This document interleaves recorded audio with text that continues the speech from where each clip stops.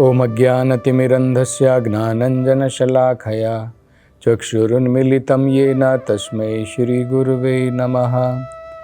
नमो ओं विष्णुपदाय कृष्णप्रेष्ठाय भूतले श्रीमते भक्तिवेदान्तस्वामिन् इति नामिने।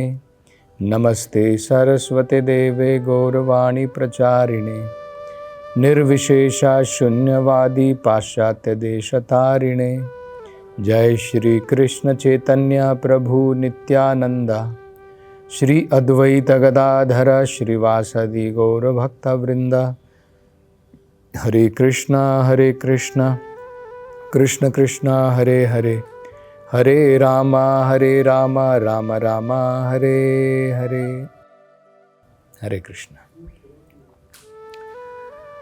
तो भगवान इन प्रचेताओं के साथ में वार्तालाप कर रहे हैं और पिछली कथा में भगवान ने प्रचेताओं को प्रमलोचा, जो एक अप्सरा थी स्वर्ग लोकों से, उनके विषय में बताया था कि जो अप्सरा थी वो धरती पर आई इंद्र के निर्देश के अनुसार, उनकी योजना के अनुसार, और कंडू ऋषि के साथ में उन्होंने जो है एक पुत्री को जन्म दिया। तो बाद में प्रमलोचा इस अप्सरा ने क्या किया, इस पुत्री को लेकर के उन्होंने जंगल में, वन में, पेड़ों के नीचे उसे छोड़ दिया और स्वयं जो है वापस अपने स्वर्ग लोकों में चली गई। तो ये बच्ची जो है, जो अभी कंडू ऋषि और प्रमलोचा जो अप्सरा थी उसकी पुत्री है, अब उसे जब भूख लगी और भूख के कारण वो बच्ची रो रही थी, तब चंद्रदेव, जो कि वनस्पतियों के राजा कहलाते हैं, क्योंकि जंगल में अनेकों प्रकार की वनस्पतियां उगती हैं और इन सब के राजा, इन सब के देव जो हैं चंद्रदेव हैं। चंद्रमा के द्वारा ही वनस्पतियों के अंदर में अनेकों प्रकार के स्वाद आते हैं। तो चंद्रदेव ने क्या किया, अपनी उंगली में जिसमें अमृत था, उसके द्वारा वो इस रोती हुई बच्ची के मुख में उन्होंने जो है डाल दी और इस प्रकार से इस बच्ची की भूख जो है दूर हुई अमृत का पान करके, और धीरे धीरे ये बच्ची जो है अब बड़ी हो गई। तो भगवान कह रहे हैं इन प्रचेताओं से, हे प्रचेताओं, तुम जिस कार्य के लिए आए थे, अपने पिता की आज्ञा का पालन करके, कि तुम प्रजापति के रूप में इस संसार में प्रजा को बढ़ाओ, और उसके कारण तुमने जो है अनेकों प्रकार की तपस्याएं की। तो अब वो समय आ गया है अपने पिता की आज्ञा पूर्ण करने का। मेरी योजना के अनुसार मैं तुम्हें आदेश देता हूं कि तुम्हारे लिए बिल्कुल उपयुक्त ये प्रमलोचा और कंडू ऋषि की पुत्री जो है, जो अब विवाह के योग्य हो गई है, तुम्हारे लिए अत्यंत सुंदर और गुणवान पत्नी के रूप में वो प्रकट हुई है। तो तुम उसे स्वीकार करो और अपने पिता के कहे अनुसार प्रजा का सृजन करो। तो ये बड़ा महत्वपूर्ण है। भगवान कह रहे हैं कि ये कंडू ऋषि की पुत्री और अप्सरा प्रमलोच की जो है पुत्री जो है, अत्यंत शारीरिक सुंदरता में भी बड़ी ही महान है और उसके अंदर में महान गुण भी हैं। मतलब मन से भी सुंदर और तन से भी सुंदर है। और आगे भगवान कहते हैं कि इस बच्ची के अंदर में अनेकों प्रकार के महान गुण हैं।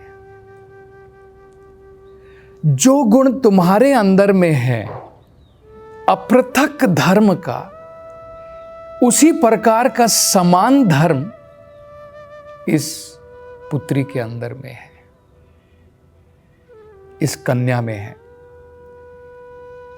तो बड़ा सुंदर वो भगवान उदाहरण देते हैं। वो कहते हैं कि तुम सब भाई अलग अलग हो, पृथक हो, लेकिन तुम सब लोगों ने मिल करके एक साथ अपने पिता का, उनकी आज्ञा का पालन करने का निश्चय किया है और भगवान की भक्ति भी एक मन से कर रहे हो। इसलिए तुम्हारे अंदर में क्या गुण है? अपृथक धर्म का गुण है। और भगवान कहते हैं ठीक इसी प्रकार इस कन्या में भी अपृथक धर्म का गुण है। वो कैसे है? बड़ा समझने लायक है। तो पहले तो इन प्रचेताओं में किस प्रकार से अपृथक धर्म का गुण है? दो प्रकार से है। पहला कि आपस में मिल करके, मेल जोल के साथ में, सहयोग के साथ में, कोऑपरेशन के साथ में इन सब ने मिल करके अपने पिता की आज्ञा का पालन किया। देखिए, अगर हम 10 भाई हैं और पिताजी हमें कुछ कार्य देते हैं कि मैं चाहता हूं कि तुम 10 भाई मिल करके इस कार्य को करो, तो आमतौर पर क्या होगा? 10 लोग हैं, 10 के अलग अलग विचार होते हैं। मैं अपने विचार से करूंगा, मेरा दूसरा भाई अपने विचार से करेगा, दूसरा भाई वो अपने व्यक्तिगत विचार से करेगा। लेकिन यहाँ पर हम देख सकते हैं कि सबके अंदर में अलग अलग गुण हैं, उनकी अलग अलग कुशलताएं हैं, अलग अलग उनका मन है, अलग अलग इच्छाएं हैं। लेकिन जब पिताजी की आज्ञा का पालन का कार्य आया तो सबने सहयोग करके कोऑपरेशन के साथ में एक ही कार्य को पूर्ण किया। तो उसको क्या कहते हैं? अपृथक धर्म। तो एक कारण ये हो गया। दूसरा देखिए, जिस प्रकार से नारद जी ने इन प्रचेताओं को भगवान की भक्ति के बारे में बताया था और उनकी मुलाकात भगवान शिव के साथ में हुई थी और शिव गीत के द्वारा सभी 10 भाइयों ने मिल करके भगवान की भक्ति की। और भगवान ने ये भी कहा कि मैं तुम भाइयों के सहयोग से अत्यंत प्रसन्न हूं। तो इसको भी कहते हैं अपृथक धर्म। तो इन प्रचेताओं ने 2 प्रकार से अपृथक धर्म का पालन किया। पहला, अपनी पिता की आज्ञा का पालन करने के लिए प्रजापति के रूप में प्रजा सृजन करने के लिए जो तपस्याएं उन्होंने की, सब ने बड़े सहयोग के साथ में मिलजुल करके जो है वो कार्य किया, और अब उसके अनुसार ही भगवान आज्ञा दे रहे हैं। भगवान कह रहे हैं कि तुम इस कन्या के साथ में विवाह कर लो, और जो तुम्हारे पिताजी ने जो तुम्हें कार्य दिया था उसको पूर्ण करो, प्रजा सृजिन, जो है सृजन कार्य को। तो ये पहला हो गया। दूसरा, जिस प्रकार से भगवान शिव ने इनको भक्ति के बारे में, किस प्रकार से भगवान को प्रसन्न करना है, किस प्रकार से तपस्या करनी है, तो रुद्र गीत के द्वारा इन सब भाइयों ने मिल करके भगवान को प्रसन्न किया, और भगवान भी बड़े प्रसन्न हुए उनके सहयोग के कारण। तो उसको भी कहते हैं अपृथक धर्म का पालन किया भगवान की भक्ति में भी। अब भगवान यहां पर यह भी बता रहे हैं कि हे प्रचेताओं, तुम्हारे समान गुण, अपृथक धर्म का गुण इस कन्या के अंदर में भी है। अब उसमें कैसे है, यह भी बड़ा समझने लायक है, क्योंकि भगवान यहां पर क्या कह रहे हैं, ये प्रचेता तो 10 हैं और ये कन्या तो 1 है। भगवान कह रहे हैं कि तुम 10 मिल करके एक कन्या के साथ में विवाह करो।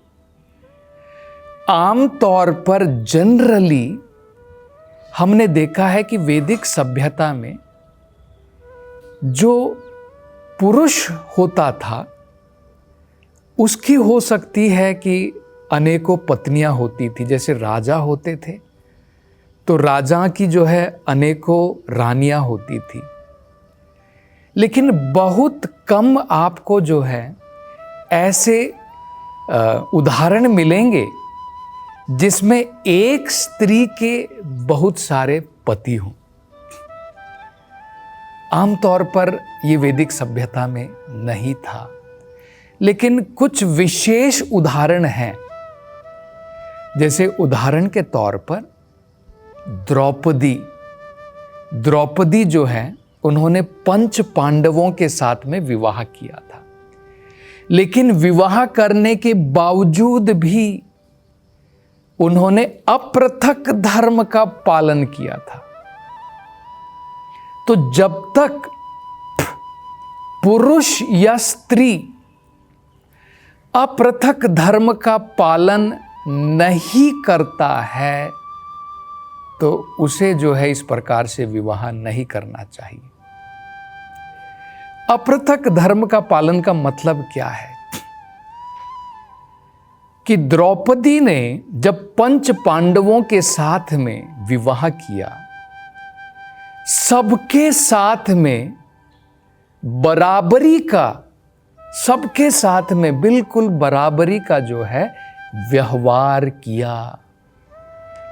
ये बहुत मुश्किल होता है। जनरली हम लोग देखते हैं कि एक अगर व्यक्ति है, उसकी बहुत सारी पत्नी है, तो किसी के प्रति उसका ज़्यादा लगाव होता है, किसी के प्रति कम लगाव होता है। तो अलग अलग प्रकार से उसका व्यवहार होता है, और उसके कारण कई बार हम लोग देखते हैं कि उनके संबंधों में अनेकों प्रकार की कुटिलताएं आ सकती हैं, अनेकों प्रकार की खामियां, गलतियां हो सकती हैं।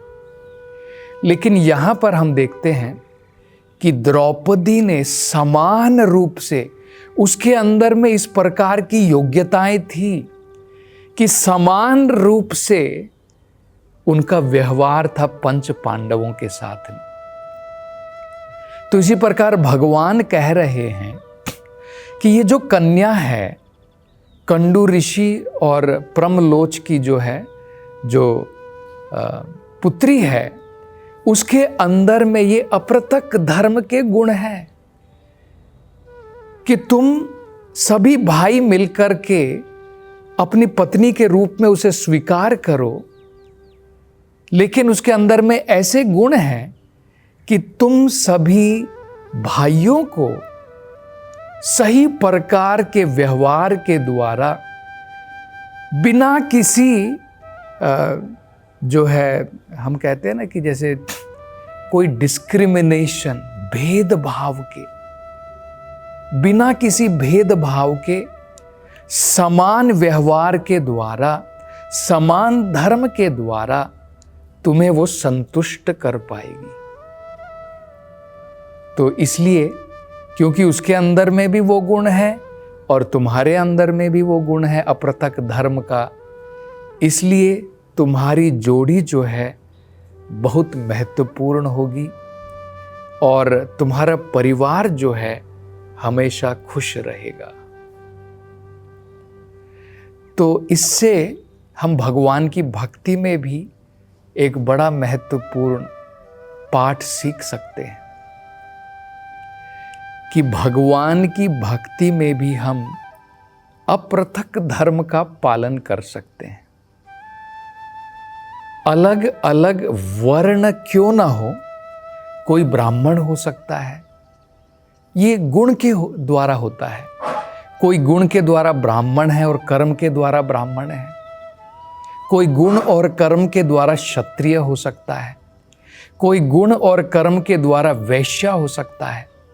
कोई गुण और कर्म के द्वारा शूद्र हो सकता है।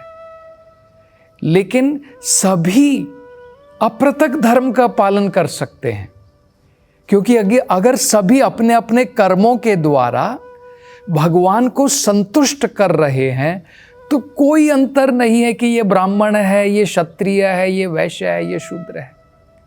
जिस प्रकार से अलग अलग कार्य करते हुए भी मेरे पाँव, मेरे हाथ, मेरा सर, मेरा पेट, ये भी अलग अलग है मेरे शरीर में, लेकिन सब मिल करके सहयोग के साथ में शरीर की सेवा में लगे। इसी प्रकार से चारों वर्ण, चारों आश्रम भी भगवान की सेवा में लग सकते हैं, अपने अपने अलग अलग कर्म करके भी। इसको कहते हैं भगवान की भक्ति में भी हम अपृथक धर्म का पालन कर सकते हैं। तो आगे अब भगवान जो हैं इन प्रचेताओं से क्या कहते हैं, इसकी चर्चा हम अगली कथा में करेंगे। हरे कृष्णा।